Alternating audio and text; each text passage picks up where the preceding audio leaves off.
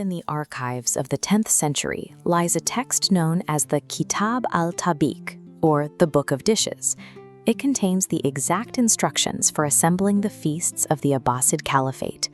Among its hundreds of entries is the recipe for rice harisa. This was a dish so dense in calories that it sustained soldiers on long military campaigns, yet so rich and complex that it was highly demanded by the caliphs themselves.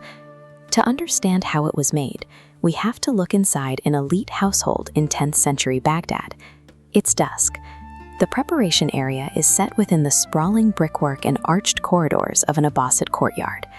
The cooks have exactly one night to break down tough, highly distinct ingredients and force them into a perfectly unified paste before the morning prayers. If they leave even a few lumps, the neighbors will notice, and the household will face serious social embarrassment. Preparing this meal required mastering an extreme combination of heat, time, and grueling manual labor. Serving a flawless harisa proved a family's wealth, their social standing, and their strict command of culinary engineering. The process relies on specialized thermal technology. The cooks operate a mustad, a multi-hold kitchen range, alongside a sunken clay oven called a tanur, which traps and radiates heat from burning firewood or camel dung.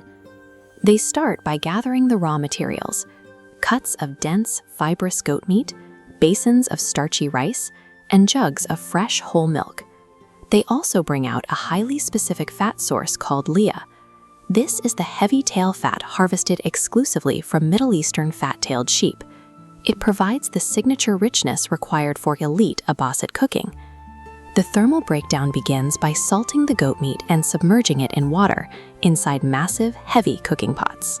These are set over a steady fire that will burn continuously through the night. In a separate pan, the leah is slowly heated.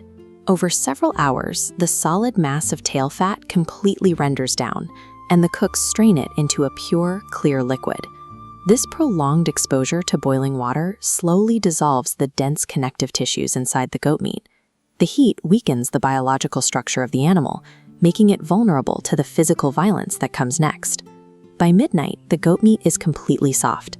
The cooks pull the steaming chunks from the heavy pot, making sure to save the nutrient-rich cooking broth left behind. Now the mechanical work begins. They drop the boiled meat into massive stone mortars. Using heavy wooden pestles, they aggressively crush the meat against the stone. This intense shearing action tears the muscle fibers apart until the solid cuts are reduced to a fine shredded filament. While the meat is being pulverized, the cooks prepare the rice. They submerge it in cold water and rapidly whisk it by hand, draining and refilling the basin 3 times to strip away loose surface starch. The washed rice is then poured into a new liquid medium, a combination of fresh whole milk and the reserved savory goat broth, and boiled until it completely softens. At this point, the tough goat muscle and the hard rice grains have been systematically dismantled. They are now soft, malleable components, perfectly primed to be fused together. The shredded meat is added directly into the pot with the soft rice. This initiates the most critical phase of the recipe, the darb, or the great beating. Look at this cross-section diagram. Mechanical agitation forces long meat protein fibers and round rice starch molecules to tangle into a tight emulsion.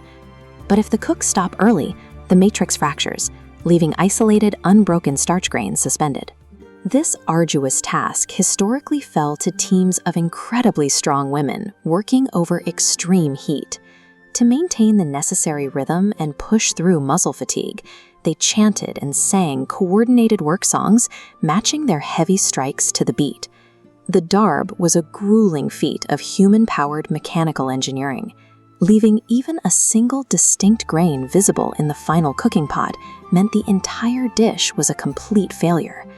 As dawn finally approaches, the cooks achieve a perfectly smooth, elastic paste. For a final integration, they pour in the rendered sheep's tail fat along with a splash of sesame oil, adding a nutty aroma to balance the rich animal fat. The steaming harisa is then scooped out and spread across a wide, golden lusterware ceramic platter. The cook presses a deep well into the exact center of the mound. Into this well, they pour murri, a highly savory, fermented liquid barley condiment that functions much like modern soy sauce, providing a sharp umami contrast to the thick porridge. This dish was often the centerpiece for the Mash by Dawn, a communal feast marking major life events like the end of the fasting month or the 40 days following childbirth. Wealthy households would distribute these massive platters to their poorer neighbors, reinforcing social bonds and mutual aid within the community.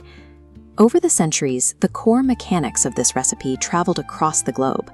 It mutated into the intensely spiced halim of South Asia and even evolved into tavuk gosu, a sweet, milk-based chicken pudding in Turkey. Abbasid rice harisa is a testament to the ingenuity of 10th century cooks. By mastering thermal breakdown and sheer mechanical force, they built a culinary architecture so structurally sound that it continues to feed millions of people 1,000 years later. Deep within